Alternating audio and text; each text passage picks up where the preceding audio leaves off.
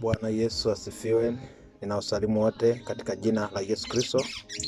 Nina kila sababu ya kumshukuru Mungu siku ya leo kwa ajili ya kibali chake, rehema zake ambayo Mungu amenipa siku ya leo.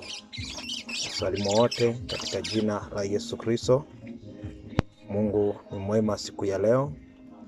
Na nimesikia niendelee kuzungumza. Kuna jambo moja ambalo nasikia niseme na serikali ya Tanzania. Hebu sikieni, acheni kudanganya watu. Siku zote kama mtu unajenga familia yako, unaishi vizuri na familia yako, mtu wa nje hawezi kuibomoa familia yako. Mtu hawezi kuja kuleta ushawishi aje kwambia hapo, amwambie mtoto wako kwamba mchukie baba yako, mchukie mama yako, hawakupendi, wanakunyanyasa, wakati unyanyasa. Lakini kama unanyanyasa, kama uwatendei haki, hao watoto wanaona ni kweli. Kwa hiyo acheni kuwalaumu watu wa nje, sijui wanaharakati, acheni kuwalaumu. Ninyi wenyewe ndio mtakaye sababisha taifa kuwa vizuri na taifa kuwa wakati mgumu. Kwa hiyo natakiwa mtafakari kwamba ni nini kinachotakiwa mfanye. Acheni kuwalaumu. Na laumu sijui akina nani, na laumu akina nani.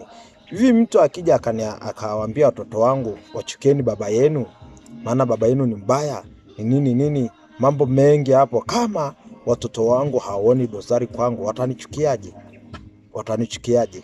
Na kama watu wanazungumza huko nje, hao wanaharakati watazungumza wapi na wapi? Kama hamfanyi, kama hamko hivyo, na hao wanaharakati wanaposema, na hao watu wa nje wanaposema, ni nini shida? Ni nini wasiwasi yenu? Wasiwasi ni nini? Kwa hiyo kujenga na kubomoa iko mikononi mwenu. Mtu wa nje hawezi kuibomoa. Kwa sababu kama taifa linaenda vizuri, watu wanaishi vizuri, hakuna kutekwa, hakuna kuuawa, nani atakuwa na ubaya na maneno au na uchungu na kiongozi wake? Sasa kama sasa hivi hapo watu wanaishi kama vile hawako manyumbani mwao, watu wanaishi maisha ya shida, maisha ya mateso, yani mtu unaishi kama vile, yani ni zaidi hata unaishi katikati ya wanyama wakali. Yani watu tu wako taifa lao, wako nyumbani kwao, lakini wana hofu, wana mashaka, mambo ni mengi. Kwa hiyo ninyi wenyewe ndiyo mtakao sababisha taifa likae vizuri, au taifa libomoke, au taifa liharibike, au taifa lipande juu, au taifa liwe chini.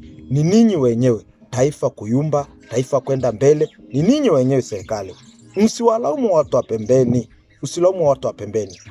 Sterling ya gari ikiyumba, gari itayumba. Lakini sterling ikitulia, gari itatulia, itatembea. Lakini sterling ikipinda, gari itapinda. Kwa hiyo viongozi mlioko juu ndio mtasababisha taifa lipinde, taifa linyoke, taifa liendelee, au ipate ajali, au ifike mahali pake.